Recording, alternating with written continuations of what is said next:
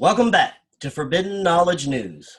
I'm your host, Chris Matthew, and tonight I'd like to welcome back to the show internationally acclaimed author, lecturer, known for his amazing insights into the Bible and other ancient texts and unlocking their secrets, Dr. Scott McQuate.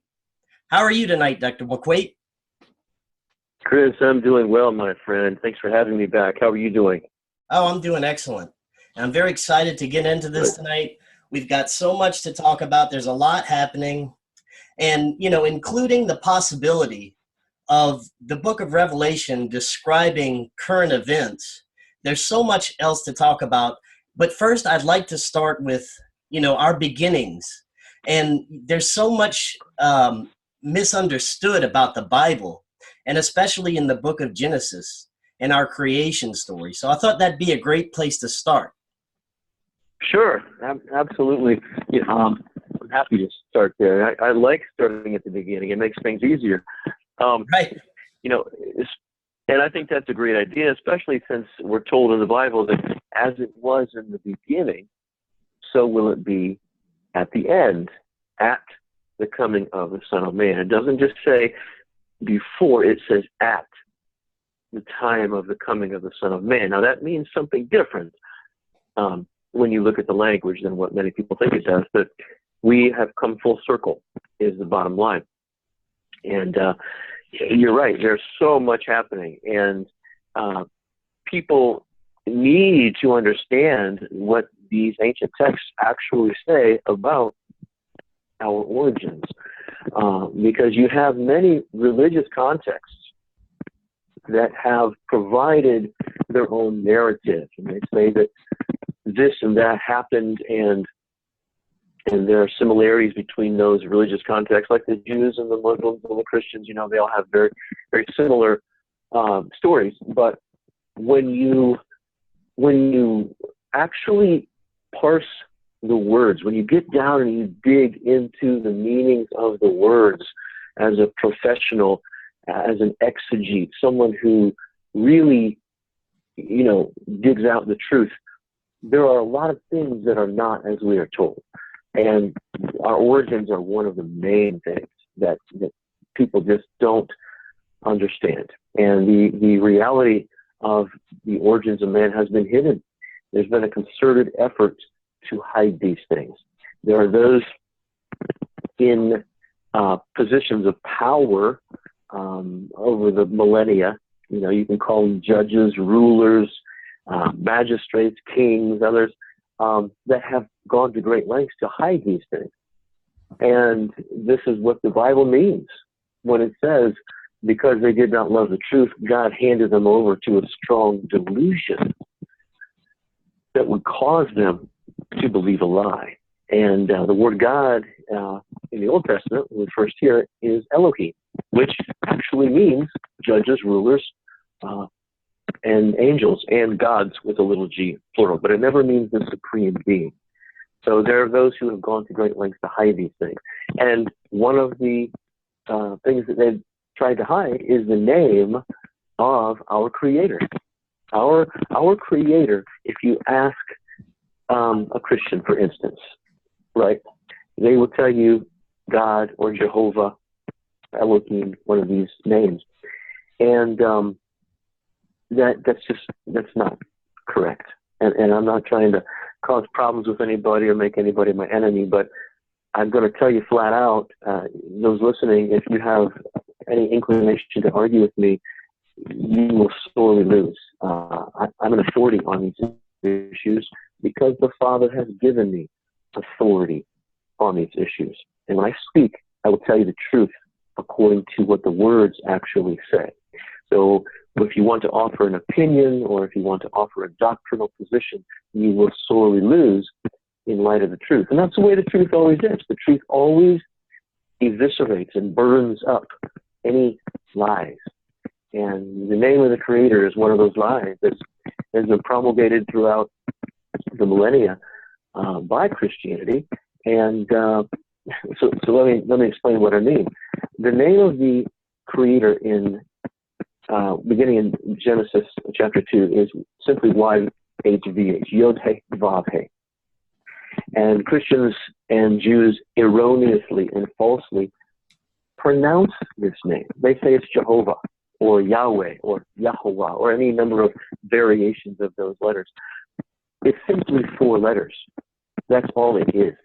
And that's why the Greeks, knowing this, who were experts in the language, called it a tetragrammaton. And a tetragrammaton, the word tetragrammaton in the Greek simply means 4 letters. And that's why they called it that. They knew what it was. Now, if you try to tell a Christian this or a Jew this, they would say, no, no, no. That is Jehovah, Yahweh, the Lord God, the most holy. It's not. And it doesn't matter how many people get on this wagon, this doctrinal wagon, this etymological wagon, and say the same thing. It doesn't work.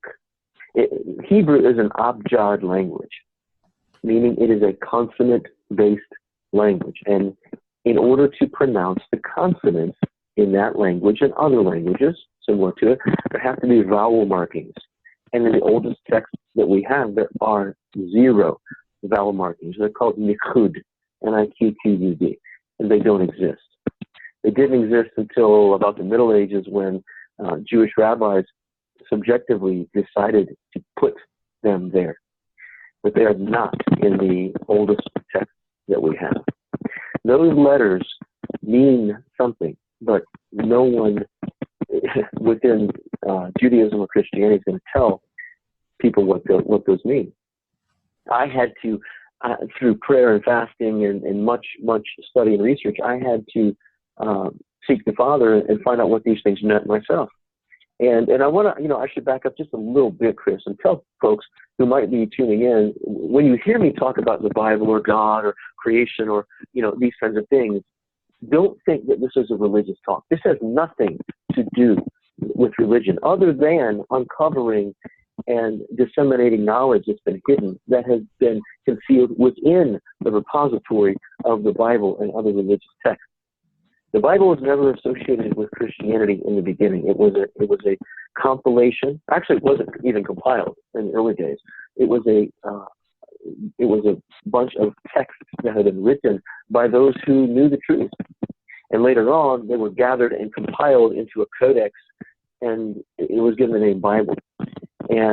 But what the Bible actually is not a religious text. It is a compilation, or you can say a repository of extraordinarily important truth that has been concealed from humanity. Not just about our origins, but about other things too, about the days in which we're living and why things are happening the way they are. But so this is not a religious talk, so I don't want to turn somebody off if you're not religious minded. It's probably better that you're not, actually. Right. If you want to start with a clean slate and actually understand what's going on.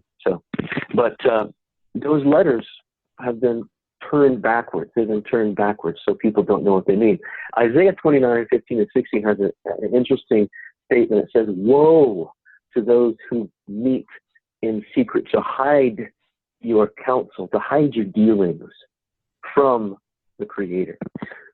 Surely," it says, "certainly, your turning of things backwards will be looked upon as the potter's clay." And if we want to know what that is, we have to go back to the first place where we see the potter and the clay. The potter and the clay pop up in Genesis 2, and we see this entity, YHVH, who is later called the potter, and they take man from the clay, sometimes rendered ashes or dust, okay? But it is the entity known only by YHVH. Well, whatever did make people understand what they currently understand about the pot of the clay needed to be turned backwards. That word also means to pervert and to turn upside down. So when I looked at this, I knew that I had to, with the Father's help, with the true Creator's help, look at this backwards, as strange as that may seem. And to do that, I needed to take the Hebrew letters Yod, Heh, Vav, Heh, or we would say YHVH, or some would say YHWH, and go back to the language from whence they came. And that's Aramaic, the language that Esu, who Christians call Jesus, supposedly spoke. And Jesus says, I am the truth. And the Aramaic holds much truth. So when I took these letters back to the Aramaic, they became in a transliterated way, meaning they were, when you translate a word, it's called translation. When you do the same thing to a letter, it's called transliteration. So when I transliterated them, they became I-A-U-A. And then all I did is simply undo what these nefarious individuals did when they met in secret and they hid their counsel from the Creator, and I turned them back around. And when I did that, they became A-U-A-I. And immediately, because of all the study I've done and the research I've done over more than 25 years now, I knew what that was telling me. And the reason I knew what it was telling me and what name that was divulging is because I've studied the Sumerian text. The tablets, the Sumerian writings hold much information, much of which has been brought forward into the Bible. Most of the stories in the Bible are from the Sumerian or Babylonian text, and some are from the Hindu also. This is something that has been hidden from biblical scholars and theologians and Christians and Jews and others, because those who did it nefariously. They don't want people to know the origins of these stories. And one of these stories that was brought forth from those ancient tablets is the story of Adam and Eve in the garden in Eden. And so you've got Adam in the clay tablets of the Sumerians. You've got Adam in the Bible. You've got the garden called the Eden in the Sumerian tablets, and you've got the garden in Eden in the Bible. And you've got a potter in the Bible, and you've got the one who made man in clay pots in the Sumerian tablets. And, you know, the list goes on and on. And you've got the same characters in this and so many other stories, like Ishtar and Marduk of the Babylonians is Esther and her cousin Mordecai. You can see the similarities phonetically in the way that the names are pronounced. And so it goes on and on and on in the Bible. Well, when we look at these four letters, it becomes glaringly obvious that the name of the Creator in the Sumerian text is the same as the name of the Creator in the biblical narrative. It's just covered up and known only by four letters. But if you reinsert the letters within these Aramaic vowels of A-U-A-I, you get the name. To get that name, we simply need to go to the sixth tablet of the Sumerian creation epic, which is called the Enuma Elish, and it gives it to us right there. It calls these creators of man the Anunnaki. So A-N-U-N-A-K-I. You've got the A-U-A-I, just like in the Aramaic, brought back from the Hebrew, Y-H-V-H, and it all seamlessly fits. All that the scribes did when they took these this name and other things from the Sumerian narrative is they removed the N and K. That's all they did. They took out the N, N, and K. Condensed these into A-U-A-I, did it in secret, like Isaiah 29, 15, and 16 says they did, and then also proceeded to do what that verse also says, and they turned it backwards and transliterated it into the Hebrew as Yod-Heh-Vav, Y-H-H. So those of you out there who think that Jehovah or Yahweh or one of these similar pronunciations is actually the name of, I'll say, God, you're wrong. I'm not going to soften things for you. My job as a messenger is to give you the truth. I'm going to give you the truth. You are wrong. The name of the ones in the Bible who created Adam and Eve are called the Anunnaki, just like in the Sumerian text where that story came from. It's almost identical. But there's a problem with this.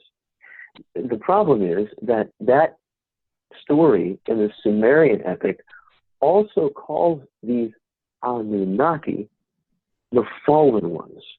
Okay?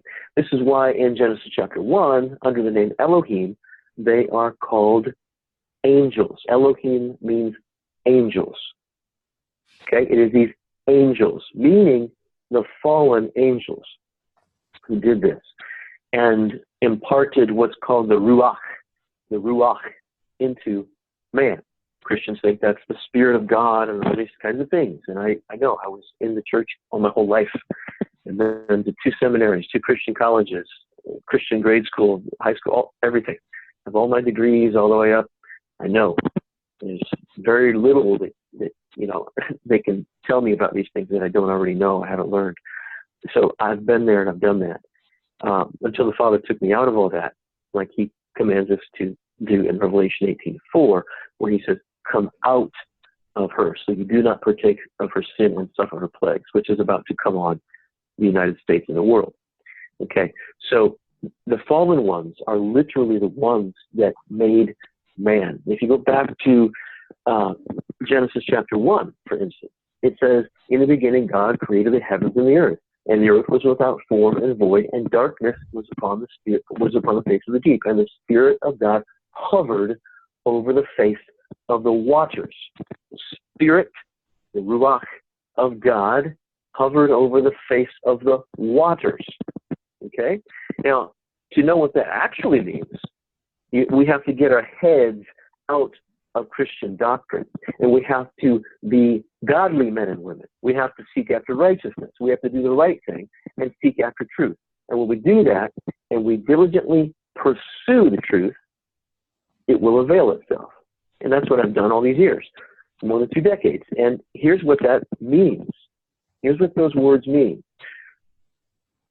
When we go back to the oldest writings, which Jeremiah 6:16 calls the old paths, okay, which it says, and also Jesus in the New Testament said we must follow because it's the good way which gives us rest for our souls.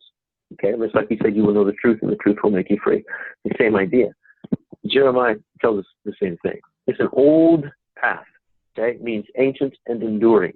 That's why when I go to the cuneiform, it's the oldest written language, and it's still enduring because the pieces called logograms that comprise this language are still found in all of the languages: Hebrew, Mandaic, Aramaic, even more modern day languages: German, Italian, French, English.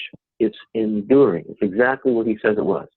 So when we go back to chapter 1 of Genesis, and we look at the word spirit and waters, okay, this was already portrayed for us in the Sumerian writings, the Paleo, when they actually used to draw pictures prior to the cuneiform etchings on their tablets with a little stylus markings on the tablets. They wrote with tablets and styluses just like we do today because we're at the time of the end. And as it was in the beginning, so it will be in the end.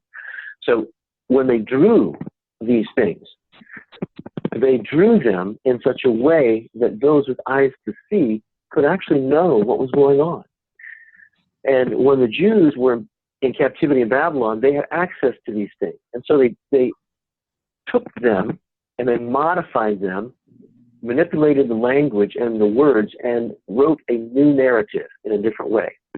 And to know what they did, we need to go back. So let's look at the word spirit. Okay, the word spirit is ruach, and that is what was hovering over the waters according to chapter 1 in Genesis. Well, when you look at the logograms, a logogram we can think of as a syllable most of the time, okay? Like a consonant and a vowel, or a vowel, consonant, vowel. Those are called logograms.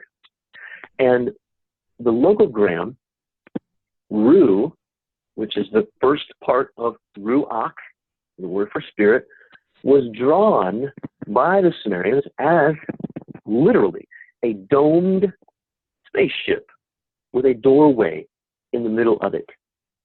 The word for water is ach. It's A, like we would say, the first letter of our alphabet, A, but it's pronounced ach. That was drawn as 2 lines, like a tilde in Spanish, when you have a tilde over letter, okay? It's a squiggly line, a curved line. Two of those on top of each other, representing water. Okay? Ruach is drawn as a domed spaceship with a door in the center over water. This is precisely what it means when it says the Spirit of God, Elohim, which is not God. It never means God in the Hebrew. It never means the Supreme Being. It's God's with a little g plural. The Spirit of God, this spaceship, hovered over the waters. Now, that puts a new perspective on things, right?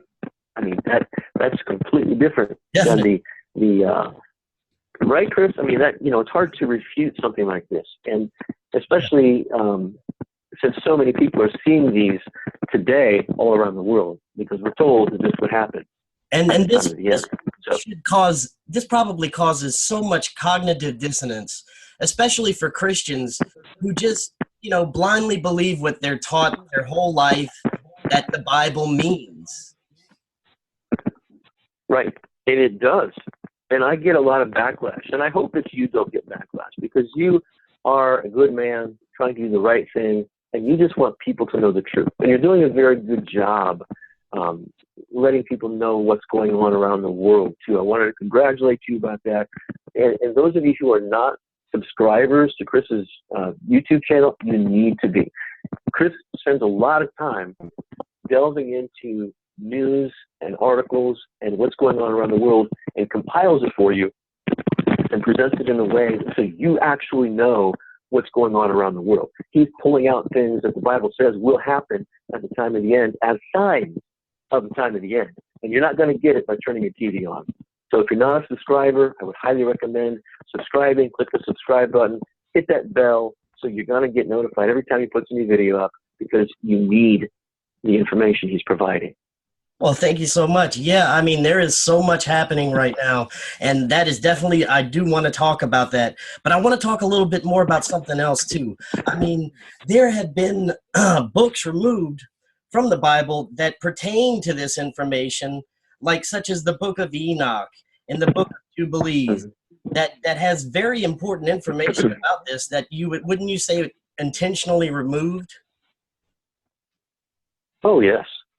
Absolutely. And this is something that is actually a glaring sign of hypocrisy within Christianity, because Christians will be the first to tell you that you may not take anything out of the Bible. The Bible is the holy, inspired Word of God and is inerrant, and you can't take anything out of the Bible. Well, that shows a great lack of understanding of what's happened to the Bible historically. At different meetings by what we call church fathers over the centuries, the Council of Nicaea, the Council of Trent, and others, they literally took not just verses, not just chapters, entire books out of the Bible. Now, these books actually, such as 1st and 2nd Esdras and Jubilees and Jasher and Enoch, as you say, and others, these books are still in the Ethiopic text. The Ethiopian church still uses a Bible that has those books in it. Okay, so they knew the importance of these things. And yes, if you've ever read these books, they hold a tremendous amount of information, especially the Book of Enoch, but actually all of them do. All right, and so this is why they took them out. They do not want people to know what is actually going on. They want not just Christianity or Islam. It's a whole other story, but that was manufactured by these people. And Judaism, they do not want the adherents to these religious systems nor to know the truth, nor do they want anyone else in the world to know the truth. They want to provide their own narrative. They want to explain things through their own scientific method, their own explanations, their own doctrines, and they want humanity to adhere to those narratives that they provide. So yes, those were taken out. It's irrefutable. It was a fact. I mean, people just need to study their history, and not to mention the fact that they also inserted things into the Bible. one example is, and I don't want to get into this too much tonight. There's other things that I've written about this particular issue and videos I've made and things, but they inserted the teachings of Paul, for instance. Paul was warned about by the figure Jesus, who I refer to as Asu, because that's what the name was in the ancient text. He was warned about by him. He was one of the first antichrist figures. And this is just an irrefutable fact. There are a lot of people who understand this full well. And they understand that the intentions of what we'll call the infiltration, as Jude verse 4 talks about, right? It was intentional. Jude said there were certain men crept in unawares who turned the grace of God into lasciviousness, which means a license to sin. Much like the popular doctrine, which,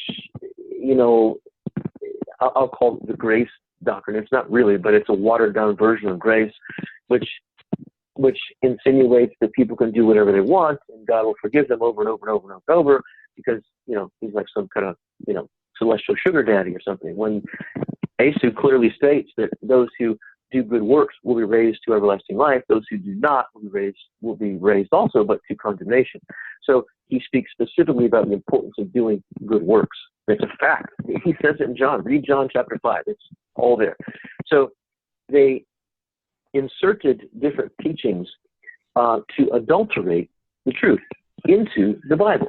And who Christians call the Apostle Paul was the one who did this. Asu, Jesus said, I come in my Father's name and you receive me not. They killed him. You receive me not. If another comes in his own name, him you will receive. Well, the one who came in his own name was Paul. That's why he starts almost every one of his books in the New Testament with the words, I, Paul. Okay? And even when he first tried to infiltrate the early group of disciples, they did not want him there. They resisted him. But yet he continued on, and they accepted him. But there were only 12. There were only 12 in the inner core there that were the close disciples of Jesus. And when Judas went and killed himself, hanged himself on a tree, Mattathias took his place. So there were 12 again. And then enters Paul. Well, they should have known not to believe him because he was a Pharisee. The Pharisees were the ones that actually were the ones who got Christ murdered. Christians think that was the will of God to send his son to die on the cross. That's a lie. I'm not going to argue with you about it. Again, I'm here to tell you the truth. Jesus advocated the commandments. He said, if you love me, keep my commandments, one of which is thou shalt not kill, meaning do not kill and do not murder an innocent. Pilate brought Jesus before the crowd and said, this is an innocent man. I see no wrong in him. What would you have me do? They said, crucify him, crucify him. Well, that was turned around. That act of murder was turned around. And so into this blood ritual, which is nothing but witchcraft, Satanism, and Freemasonry. And I'm not making jabs at Freemasons. I know that there are many, many amazing men who are Freemasons, but you don't know what you've gotten yourself into. And they don't tell you until you get to at least the 33rd degree. You don't know. I've sat and taught Freemasons for hours, and they have no idea about these things.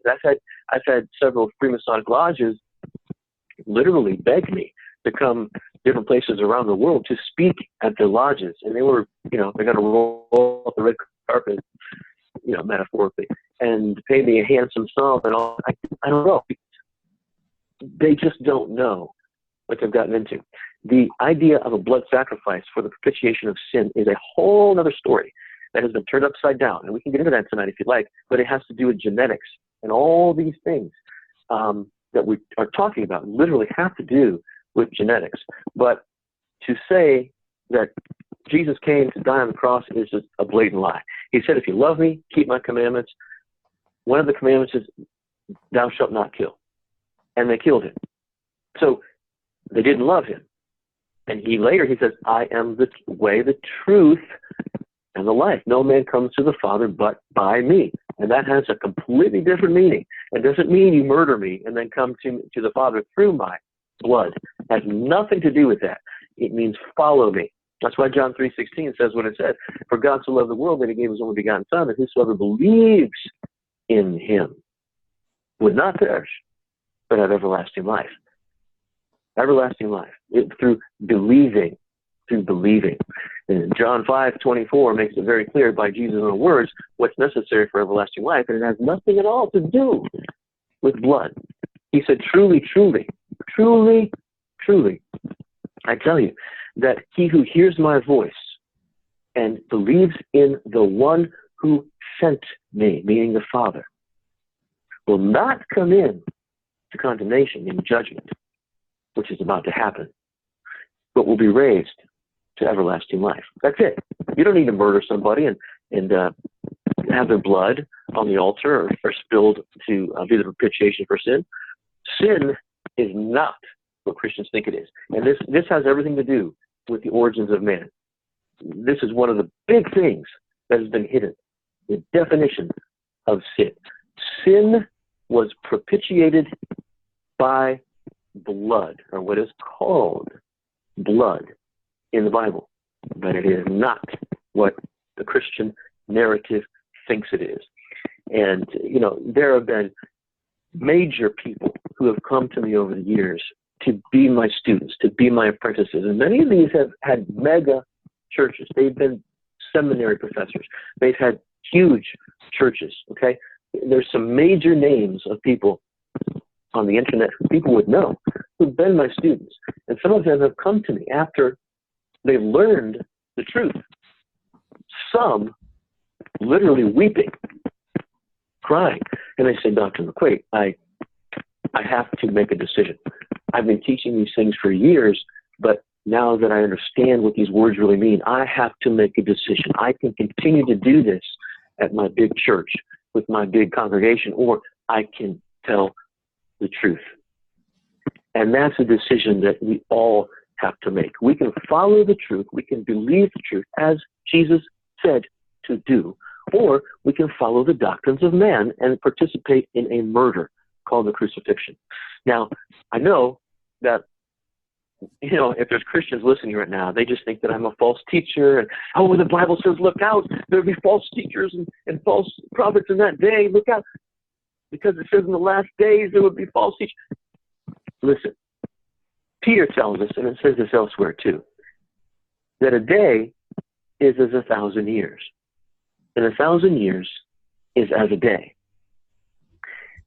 When that warning was given, okay, in the books of Paul, in other places too, but when it was given, it was a reference to the last 2,000 years, the same time period that Christianity has existed. 2,000 years is 2 days. Those are the last days. Those are the last days.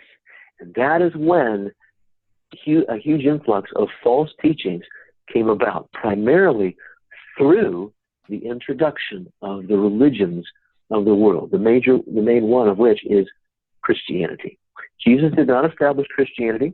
He had nothing to do with it. He was the stone the builders rejected, okay, who they knocked off. Think of a pyramid. They knocked him off, which is also a metaphor for murdering somebody, and proceeded to build upon him. This was not a lawful, good thing. That's why Jesus said this publicly to the Pharisees.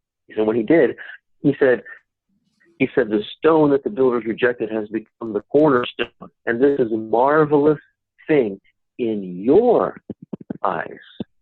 In your eyes. He was quoting from the Old Testament, but he did it publicly so people would hear him, and the Pharisees heard him also and wanted to murder him because he was exposing what they did, because they were the representation in his day of the ones, now listen carefully folks, of the ones who created man. Man was created, we are told, from the dust. but the word dust is a very, very bad translation. The word dust is afar, A-P-H-A-R in the Hebrew. And it is the as you'll notice, the beginning, the prefix of the word Pharisee. Now, Pharisee, the Pharisees, if you ask a pastor or a Bible school teacher, or seminary professor, or somebody, what the word Pharisee means, they'll say it means those who separated themselves because they were so pious and righteous that they separated themselves from the rest of society.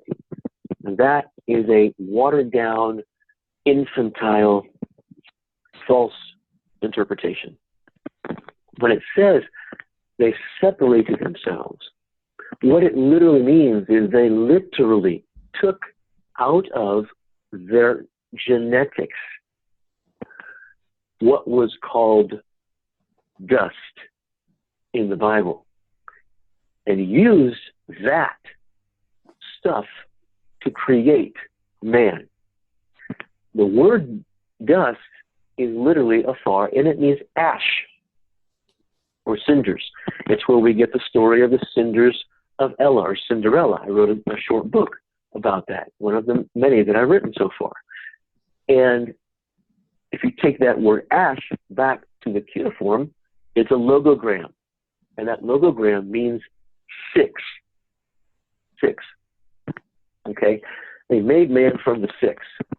This word six is a reference to the genetic construct connected to the number six within human DNA. And it's called a pyran. If you look at old genetic terms, any genetic construct related to the number six, okay, 6 molecules, 6 atoms, 6 edges, 6 sides, whatever, it's called a pyran. That word pyran has the prefix pyre, which from the Latin and the Greek is the word for fire, the fire.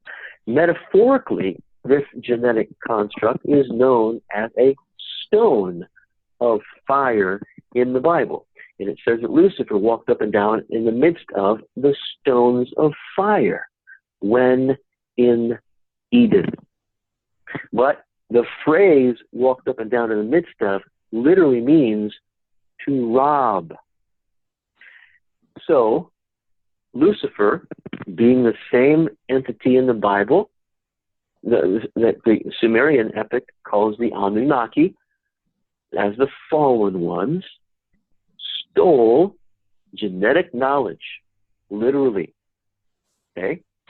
And this is called the knowledge of the serpent in the biblical narrative. And this is what seduced Eve. Eve was not seduced by a snake. She did not copulate and bear children through a snake. She was deceived by the knowledge of the serpent. Serpent being a word that was made from 2 different words, being Serah, and S-E-R-A, and Penta, P-E-N-T-A. Serah is from the Hebrew word seraph, meaning a fiery, flying, 6-winged entity, okay, called the seraph or seraphim. Penta means 5 or 50 in Greek. The serapenta is a reference to 6-5. This 6-5 is what seduced Eve, this knowledge of the 6-5. Well, what is the 6-5? Well, we have 2 molecules in our DNA. Phosphate molecule, which just so happens to be 6-edged, wing, in reference to the seraphim means, it says it has 6 wings. The word wing is kasef, it means edges. Our phosphate molecule has 6 edges. It's a tetrahedral molecule in the shape of a 3-sided pyramid, having 6 edges. Penta, meaning 5, is a reference, a hidden reference to the other molecule in our DNA called ribose, or ribonucleic acid. It is that molecule that is referred to as Adam's rib, okay, which was taken from his side to create Eve. Okay, so the knowledge of these serpenta, the 6-5 or DNA, is what seduced Eve. It was the serpent. This is why the Bible tells us that Dan, as a reference to one of the so-called tribes of Israel, would be a serpent in the way and an adder in the path. Not an adder as in a snake called an adder, but that which was added. Added. Okay? Because this is what Dan was, an anagram of DNA. It was that knowledge of DNA that seduced Eve and caused her to make her husband stumble, and the rest, as they say, is history. But the information I'm giving you, the story that I'm giving you, folks, is the real story. Not because I say so, not because Dr. McQuate is anybody special, but because the Father has shown me these things over 25 years of diligent, hardcore exegesis and etymological research for tens of thousands of hours, probably hundreds of thousands of hours now. I've written more than at least 16 books to date about these things. I teach students from all around the world. These are not opinions. I want to be very clear about that. Opinions are very, very overrated, right? Everybody wants to express their opinion these days. And this is why the world is falling apart at the seams, okay? We all want, not we, but the world wants to express its opinions. It wants to flap its feathers. It wants to express its haughty, arrogant mindset, which came from the fallen angels. And this is why angels are always depicted as having wings. Everybody wants to act like the fallen angels in expressing their opinions. What do I mean by this? Well, we have to follow the words again. The word opinion, opinion, literally means of wings or feathers. The word pinion means wings or feathers. So when everybody wanted to express their opinion, oh, I believe this, oh, this is what I believe, oh, I think it means this, you know, that's a fool's errand. A fool's errand.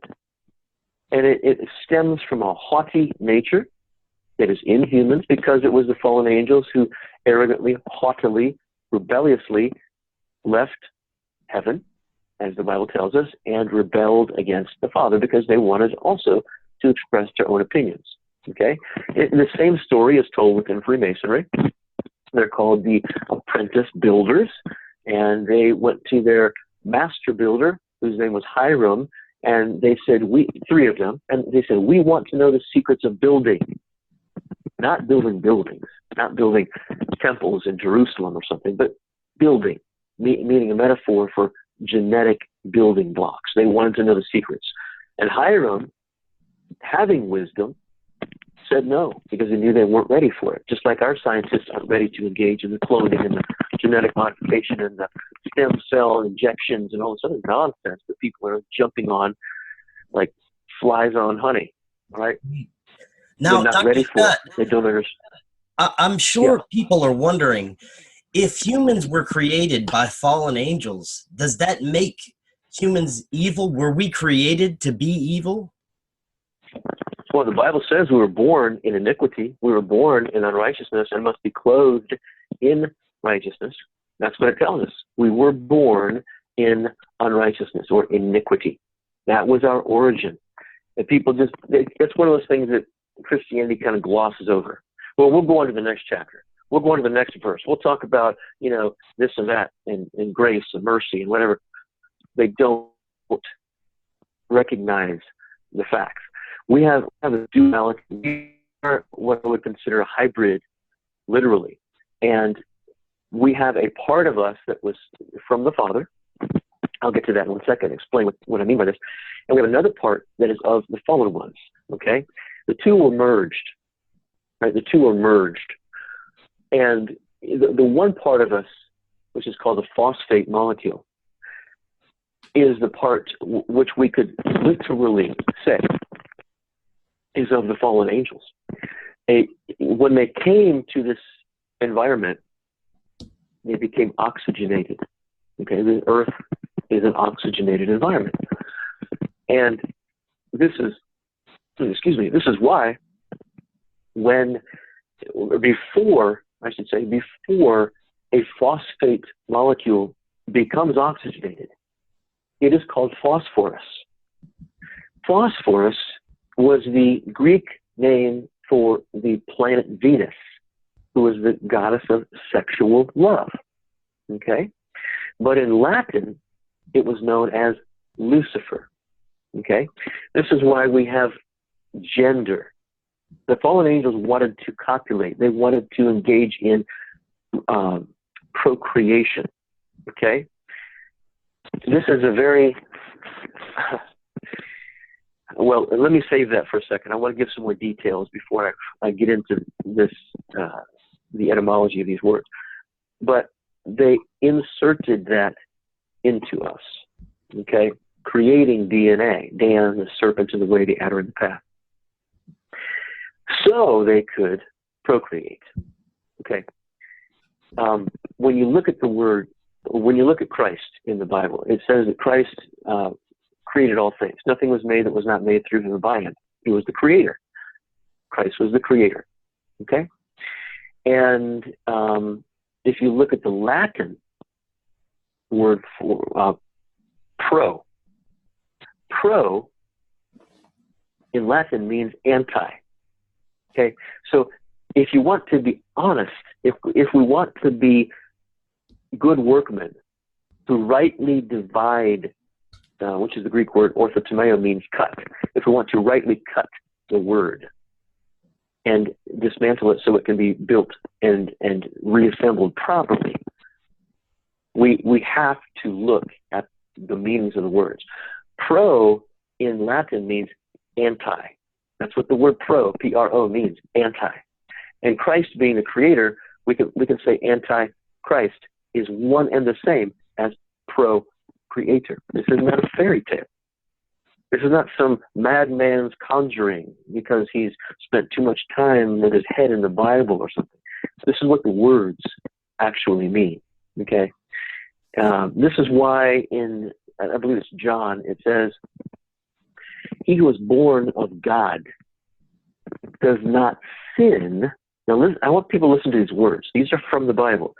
He who is born of God does not sin.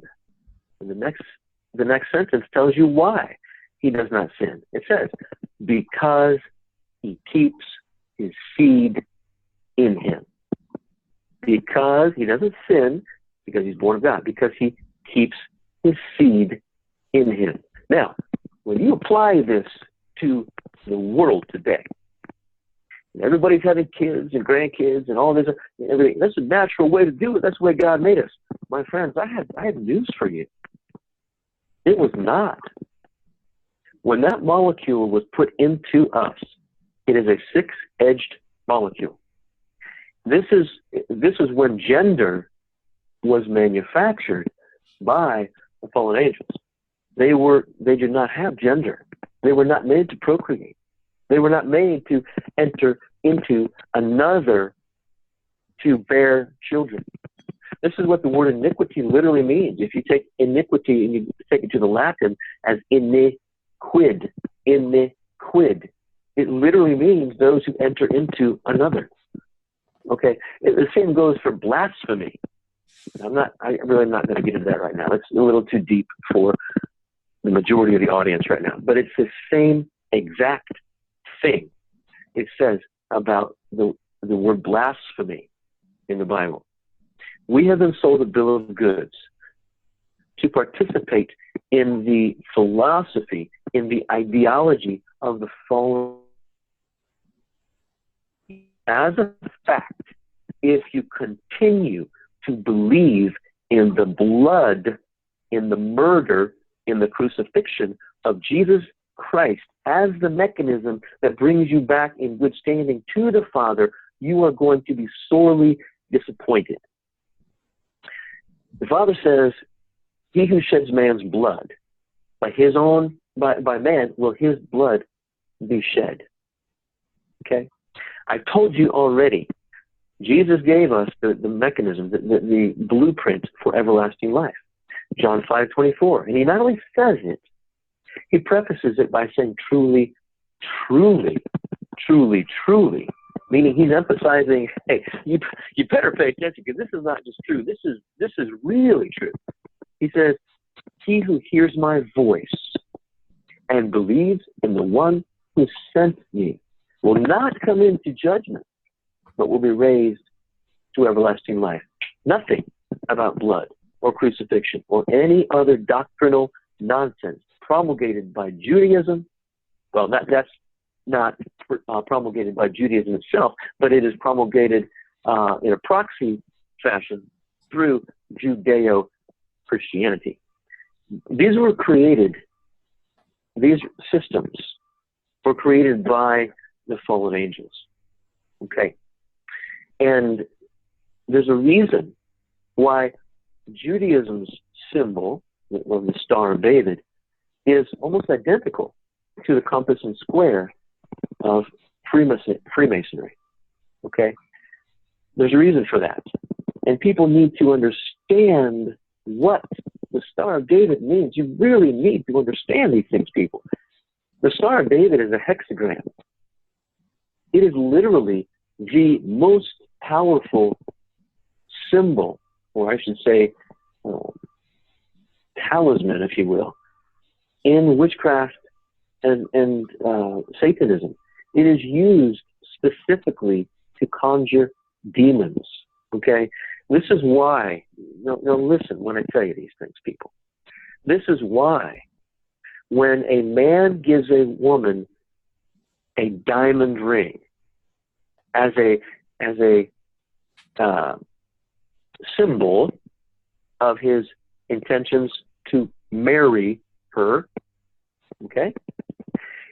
It is a story that is being told to those with eyes to see of what the result of the union of this marriage actually is. Okay? Diamonds are made from carbon. Carbon-7 is the basis of all life on this planet. And carbon-7 has 6 protons, 6 neutrons, and 6 electrons. This is literally the mark of the beast. It literally is. This is why people are able to procreate. And I'll get to that in a second. But the reason the diamond is given is for that reason. But the word diamond is an anagram of the Greek word for demon, which is daimonion.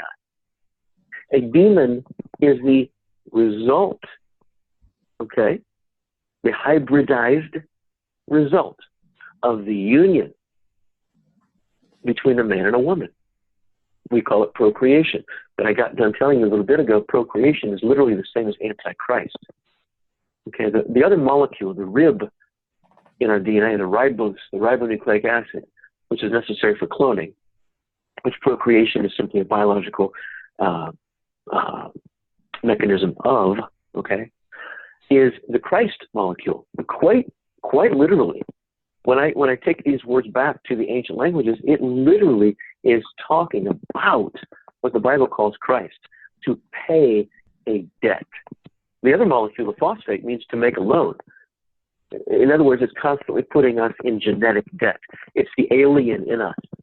Listen to most literal fashion. It's the alien in us. This is why debt is referred to as a lien. It is a lien on our house. On our house. We have a house that is divided. This is why Jesus warned us about it. He said a house divided against itself cannot stand. It will not stand. Okay? It's falling apart. The world's falling apart. People's bodies are falling apart. Right. Churches are falling apart. More than 40,000 denominational schisms, largely due to disagreements on what the Bible means because they don't understand what the truth is. In other words, they don't stand under the truth. They create their own doctrines. I'd like to go into the last few minutes of the show. I'd like to talk about what's happening now as it pertains to, say, the book of Revelation. I mean, there's so much going on. We have deadly red tide outbreak that's killing millions of fish around the shores of Florida, and not to mention fish dying all over the world, earthquakes, volcanoes. the weather has gone mad. Is this what we're looking at Right. now? Absolutely. You know, the worldly minded among us will look at this, and the scientific minded among us will look at this and say, oh, the world, you know, the world goes through cycles. We're just in a cycle, and it'll pass. You know, the icebergs, they're melting, but you know what? It'll freeze again, and the earth is cracking, but it'll heal itself again. No, listen. And I want people to, you know, I can't express enough that when I tell you things, it's real important to take notes, and no one else in the world will tell you 99% of what I'm going to tell you. And that is not because I'm special. I am nobody. I'm just a messenger that does what the Father called me to do a long time ago. And so when I tell you about these things, it's because I love you, and I want those children of the Father to know the truth so you can be free, because that's the only way you can do it. There's a day is coming when you're going to have to make a choice. What we see happening is the result of sin. Literally, we have been given a time period, a specific time period, to make things right. Daniel, in the book of Daniel, it tells us very clearly, you have been given 70 weeks. Well, you say 70 weeks for what? It tells us very clearly. You've been given 70 weeks to amend for sin, and to heal the trespass. No one knows what that means because they don't know what sin is and they don't know what the trespass is. But if you go back to the cuneiform, the Sumerian tablets tell you that we trespass. The fallen angels trespass. I say we because they're in us. They're in our genetics. They trespassed into what are called the forbidden zone. That's where we are, folks. You're in the forbidden zone. Okay? And it says you have 70 weeks to amend for sin. Well, wait. Hold on. How can that be?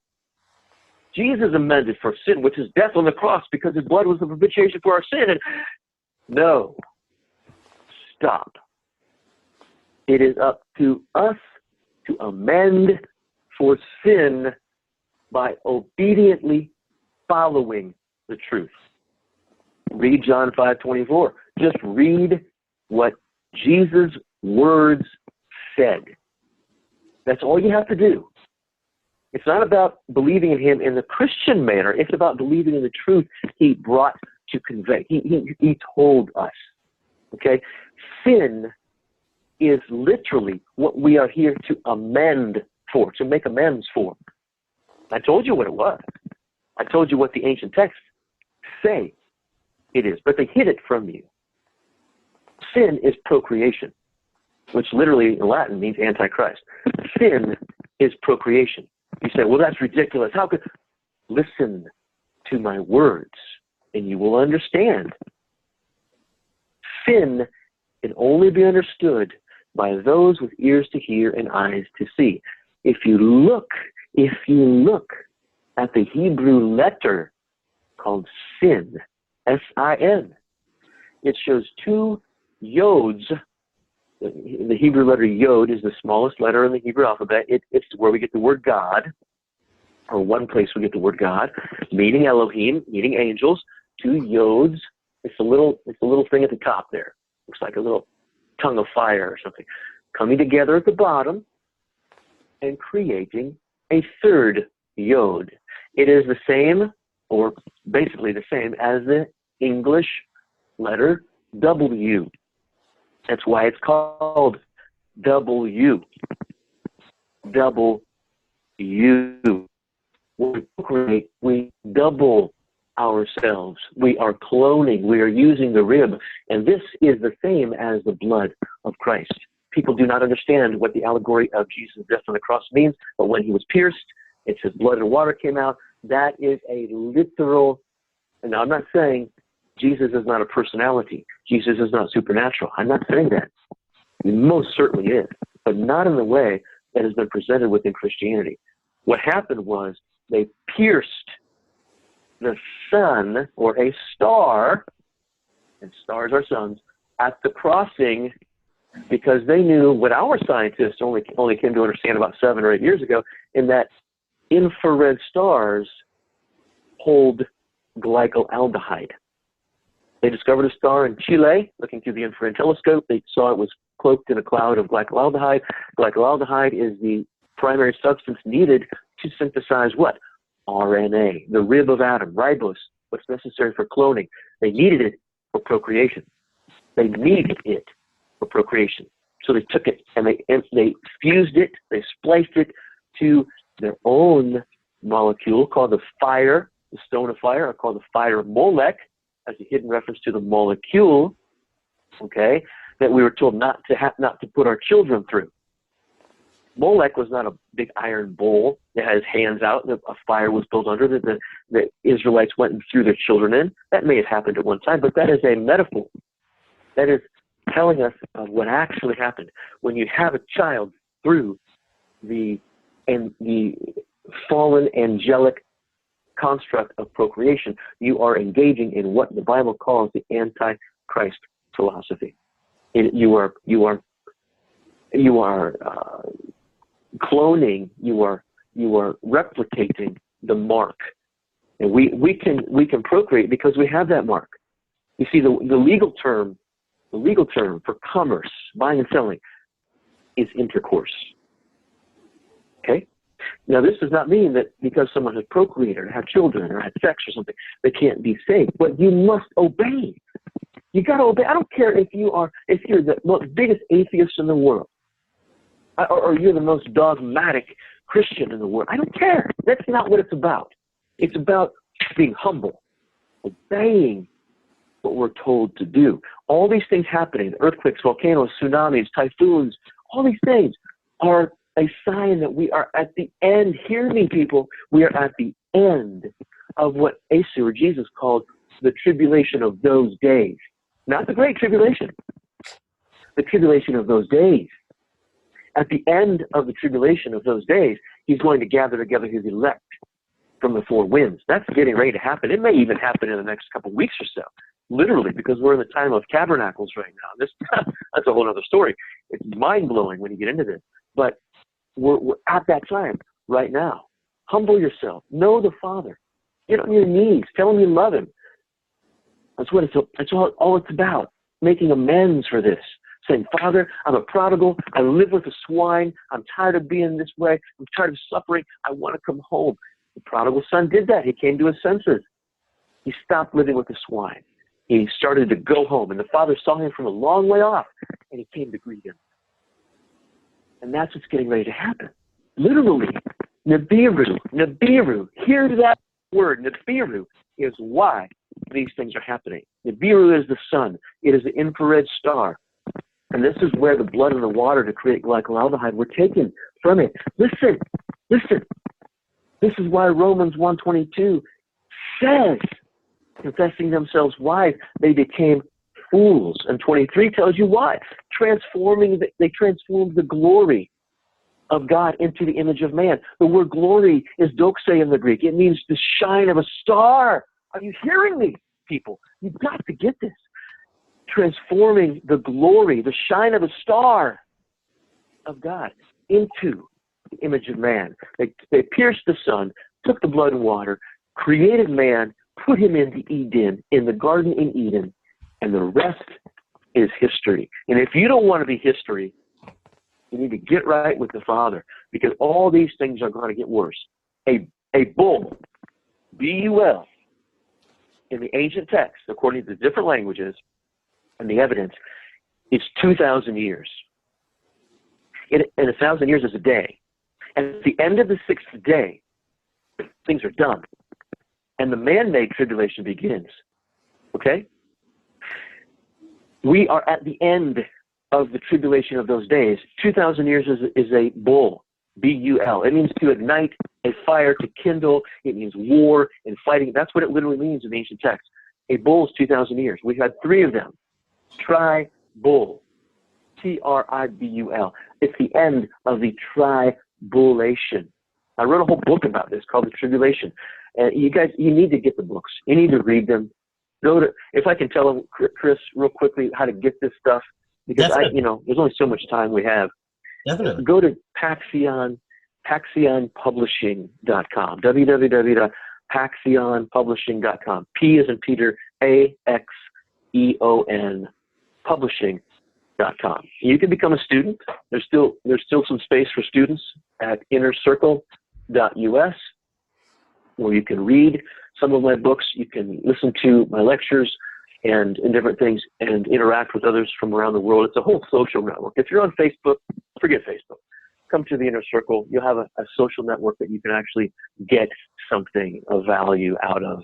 And, you know, you're not being monitored and everything every day or at all. So those are two options for you. And you just need to have the information I'm giving you. It was all foretold that this knowledge would come out at the time of the end, okay? Daniel was told to seal up the book and hide the words until the time of the end.